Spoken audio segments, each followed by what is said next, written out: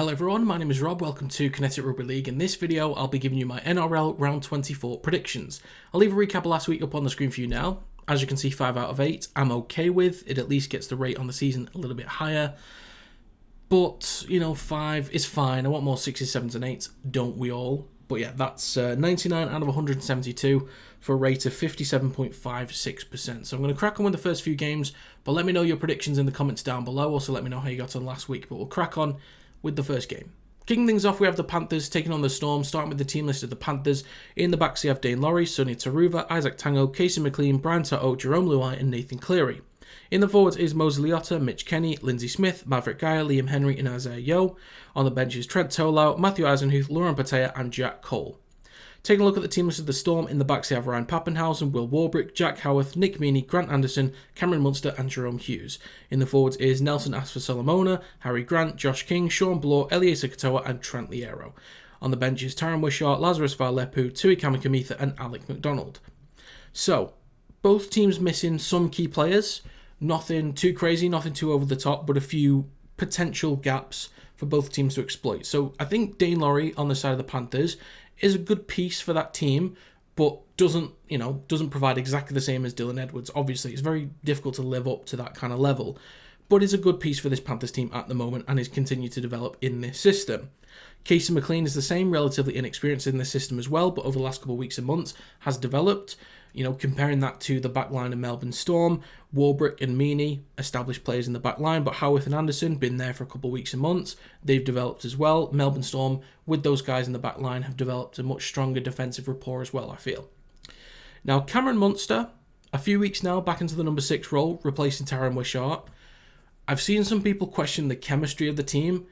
I don't know if Munster's had the desired impact that we kind of expected. We already knew that Melbourne Storm were a really strong attacking team especially. And then when Munster comes back in, we just expect them to just completely go off. But it just hasn't really worked out that way. I don't know if they're any better. It feels so weird to say. It doesn't feel like Melbourne Storm are necessarily that much better with Munster in there. But maybe it's just taking a bit of time for him to get back to full fitness, to get used to this system again. He was out for a long time, to be fair. Could you say nerves? I don't know. I don't think he's the type of player to get nervous. He's got a bit of a swagger to him, so I don't know. I think he's just a very confident player, but it could be all sorts of things right now. But I'm sure eventually Munster will start to flourish in this team as we, go on for the next couple of weeks. But I do feel, given the impact that Cleary has had, especially on this Panthers team since coming back in a couple of weeks ago, that is what kind of leans me towards the Panthers. That the two key players that have come back recently, Munster versus Cleary, Cleary's had the desired impact needed for the Panthers because they had some shaky moments when Jack Cole would fill in or Brad Schneider would fill in. It was a little bit shaky from time to time, and Luai had to fill in as the number 7. He did a good job at times, but it just wasn't the same as Nathan Cleary, the same way I mentioned Dane Laurie replacing Dylan Edwards. So I think given the defensive resilience of this Panthers team at the moment, and the kind of impact that Nathan Cleary's had, especially since coming back, I think the Panthers are in prime position to put in a statement win here. That doesn't mean, just wipe the floor with the Melbourne Storm. I have had some issues with Storm's defence. I think they've allowed some games to be too close. I think they should have been a lot more dominant. And the Panthers, I think their excuse for those kind of games at the time were probably key personnel missing. But I think these teams are both pretty evenly matched, but just a few individuals, one of those being Nathan Cleary, is the difference maker for me. I think it'll be a very close game, very exciting. I think everyone's looking forward to this one, especially Panthers and Storm fans. I am as well. So I'm going to go with the Panthers to win 1-12 points. Next up, we have the Sea Eagles taking on the Warriors, starting with the team list of the Sea Eagles. In the backs, they have Tom Trbojevic, Jason Saab, Tommy Talau, Ruben Garrick, Leahy Hopewate, Luke Brooks, and Dali Cherry-Evans. In the forwards is Taniela Paseka, Lachlan Croker, Josh Olaye, Hamol Olakuatu, Carl Lawton, and Jake Trbojevic. On the bench is Gordon Chankum-Tong, Ben Trbojevic, Ethan Bullymore, and Nathan Brown. On the side of the Warriors, with the most annoying to pronounce team list I've ever seen in my entire life, in the backs is Chance Nickel-Klokstad, Dallin Wateni-Zalesniak, Adam Pompey, Roger Tuivasa-Sheck, Marcelo Montoya, Chanel Harris-DeVita, and Sean Johnson. In the forwards is Adam Fanua-Blake, Wade Egan, Mitch Barnett, Marata Niokore, Kurt Capewell, and Dylan Walker. On the bench is Freddie Lussick, Tom Arley, Jazz Tavanga, and Dimitri Sifakula. Almost perfect with that one. So, the Warriors, they're a little bit confusing at the moment. They can have some strong attacking performances, can compete defensively sometimes, less so on the defensive side. A little bit too few and far between with, strong defensive efforts. The attack is very much up and down, very inconsistent on both sides at the moment. Whereas the Seagulls, I think they were a little bit quiet mid-season. Like, they started out the season pretty well. Last year wasn't great, so they're obviously given a lot more praise as they'd start the season much better and look to be more convincing, especially with Luke Brooks in the number 6 role. From then on, like through mid-season, I don't think the Seagulls were given that much praise. They felt a little bit up and down, or even for some of the wins they had that didn't feel that impactful, they just didn't really set the league on fire at all. So they've kind of gone under the radar a little bit, to me personally anyway. And you look at some of the results that they've had over the last 5 weeks, they've only had 2 close games in the last 5 weeks. That's a loss against the Roosters by 4 points. That's the Roosters, who are incredible at the minute, and the Cowboys, who are actually doing fantastic at the moment as well, especially on the attacking side. So a win and a loss in 2 close games. The rest, they beat the Knights convincingly, as you would hope for them in their position. The same with the Titans, even though they'd been doing, a lot better over the last few weeks as well.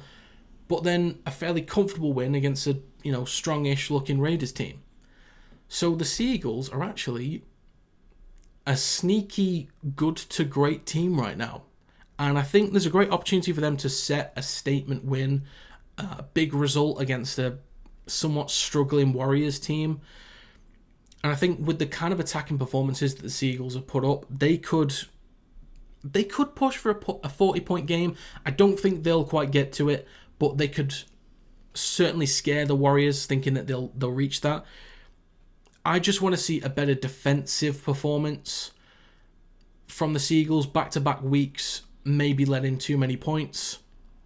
And I think their attack has kind of gotten them out of it. I know they were fairly comfortable against the Raiders last week, but I think you've always got to be careful with how many points you concede, even if you can score a ton of them. I just want to see a much stronger defensive effort from the Seagulls. The Warriors, I think, can be exciting on the attacking side, can really trouble them, really pose questions. Sean Johnson with a kicking game can be exciting. I think the run game of Chanel Harris-DeVita could be dangerous at times, but I do think given the consistencies in this back line with Saab, Talau, Garrick and Hapuate, they're learning a lot together. Tom Trbojevic now looks great at the moment, like he's really coming to his own and is really flourishing at this part of the season. And Daly Cherry-Evans is just fantastic at running the game in general. And then you've got players like Paseka and Alloy, I think could really take the fight to players like Fanua Blake through the middle as well. And they've got great players on the edges too, like Hamal Olakwatu is insane.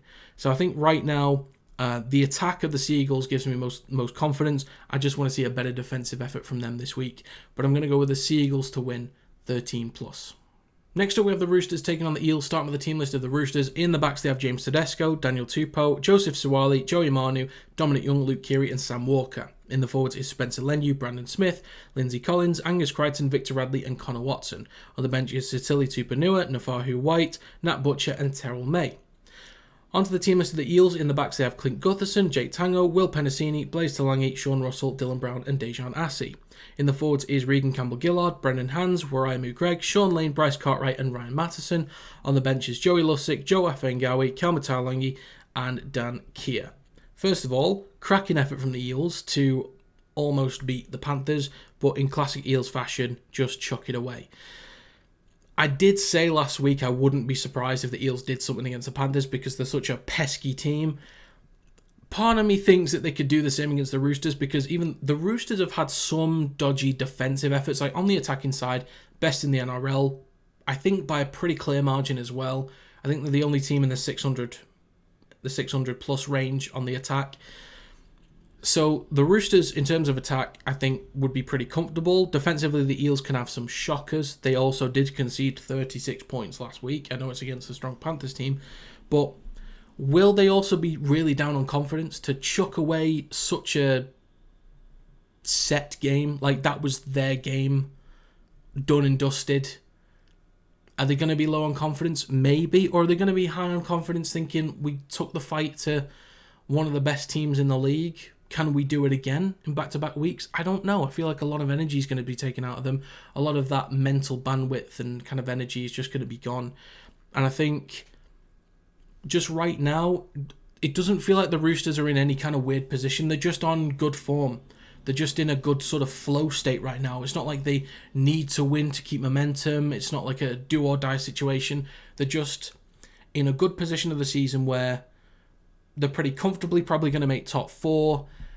Yes, they'll probably want to get, the minor premiership. Mathematically, I think they can. I'm not entirely sure.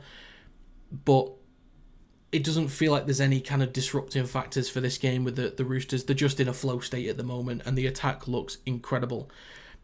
Still questions maybe over Brown and Assey. Who's going to control the kicking game this week? Is Brown going to take on that responsibility? Is Assey going to be good enough to take on the kicking game versus the likes of Luke Keary and Sam Walker? We will see. I trust Keary and Walker to run any kicking game, really. And then you've got players like Penasini and Talangi, both talented players, but they're taking on players like Suwali and Manu on the edges. And then Lane and Cartwright, they'll have to compete with Crichton and Radley. I think I know who I'm taking, and it's all the Roosters players for all those battles as well. I like Campbell Gillard and Greg, but I do think Lenu and Collins are just two insane professionals, aggressive, just absolute tanks through the middle. And I think they'll set a real platform, especially for Brandon Smith to work off the back of. Even Connor Watson can swap with him at times in that number 9 role. I think the Roosters are just going to be too much this time round for the Eels to really compete with another top team in the NRL. So I'm going to go with the Roosters to win 13+. Next up, we have the Bulldogs taking on the Dolphins. Starting with the team list of the Bulldogs. In the backs, they have Connor Tracy, Jacob Kiraz, Bronson Cherry, Stephen Crichton, Josh Adokar, Matt Burton, and Toby Sexton.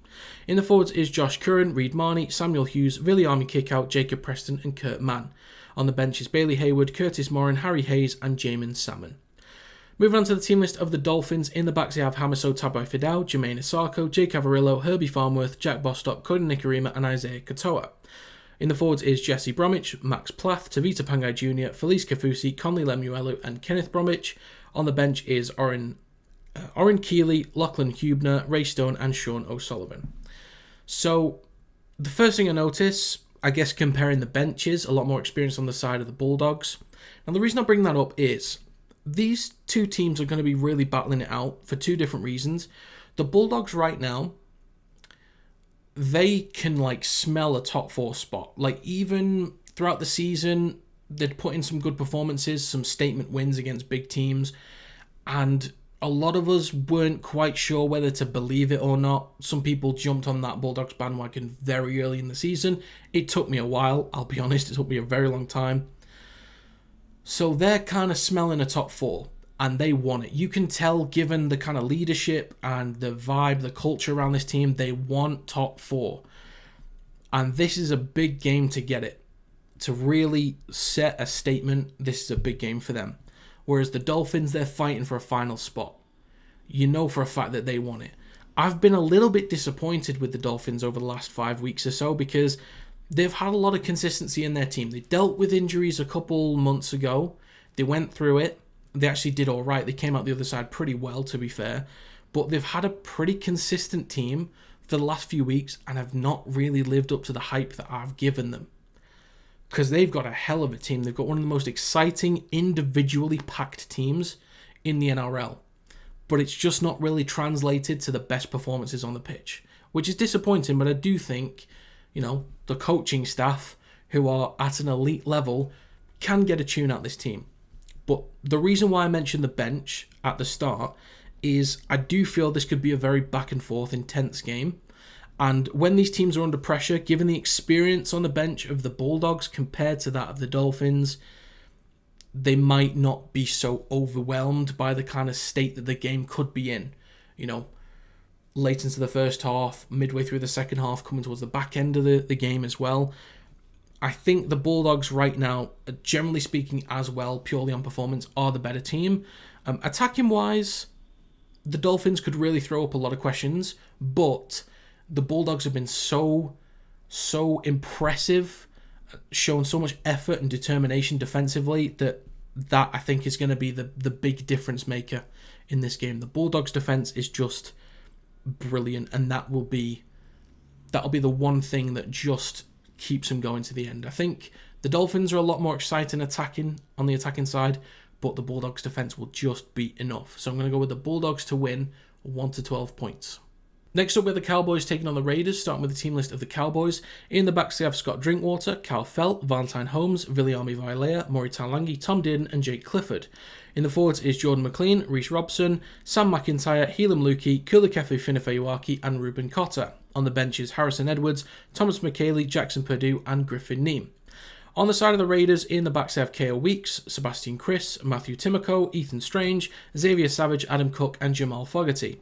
In the forwards is Josh Papali'i, Tom Starling, Joseph Tarpany, Hudson Young, Elliot Whitehead, and Morgan Smithies. On the bench is Danny Levy, Emre Gula, Ata Moriata, and Simi Sasagi. So the first thing most people will notice for both teams, one is that Ethan Strange is playing in the centre position, whilst Adam Cook takes on the number 6 role for the Raiders, and there's no Chad Townsend, and in his place is Jake Clifford. So first of all, Ethan Strange in the centre position. I think he's had some experience there. I don't know if he's had experience there in the first team. I'm not too sure. People will have to correct me on that one. I'm sure he's had experience as a centre at least some level in his career. I'm sure he has. But he's going to be coming up against Valentine Holmes. Yeah.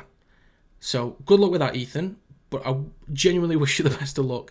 But my biggest concern is, if the kicking game of Tom Dearden and Jake Clifford is on point, short range, or even kicks into the corner, if they put Ethan Strange on the back foot, where he's relatively inexperienced as a centre, coming up against Valentine Holmes and even Cal Felt with all his experience and with his range as an aerial threat, Ethan Strange is going to be a target.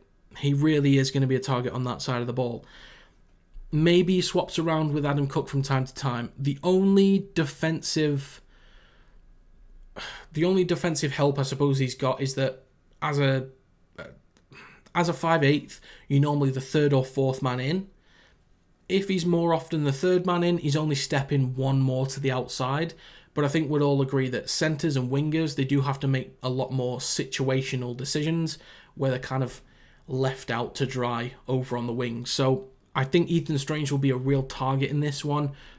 But he's a professional, and I'm sure he'll do, a decent job anyway. But it is going to be a tough one. That's the main target that the Cowboys are going to exploit, I think. K.O. Weeks still being relatively inexperienced as a number 1. Tom Dearden with the short-range kicking game is excellent, and if he spots a weakness there, for K.O. Weeks, and he's out of position, Tom Dearden is just going to launch a perfect ball into the in-goal area, and it's just going to be, lights out for the Cowboys. In the forwards, it's going to be an interesting one. Papali'i and Tarpany versus McLean and McIntyre. That's an exciting one.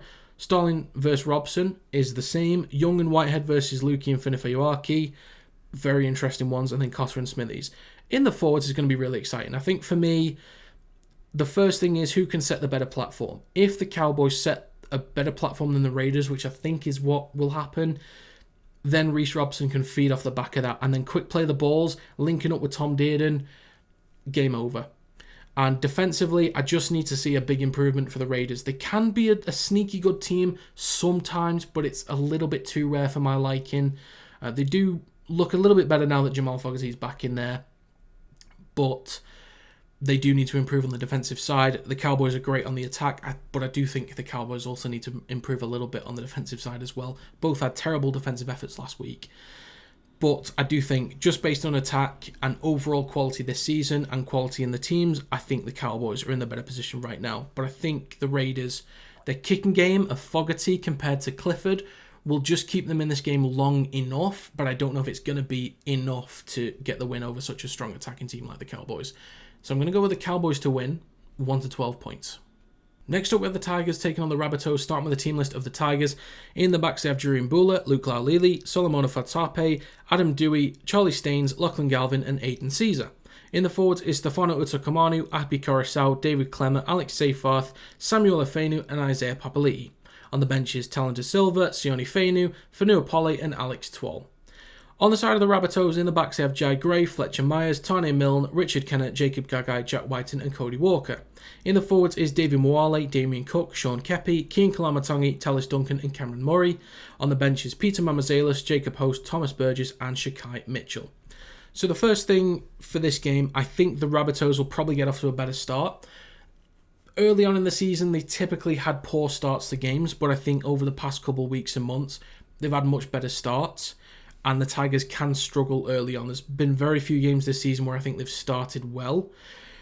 So I think the Rabbitohs will kind of look to be running away with the game. But towards the back end of the games, the Tigers, when they're put under pressure and they're chasing games, they look like a completely different team, man. Like, even against tough opponents, they turn it on. There have been moments, I can't remember who it was against. I want to say it was the Melbourne Storm.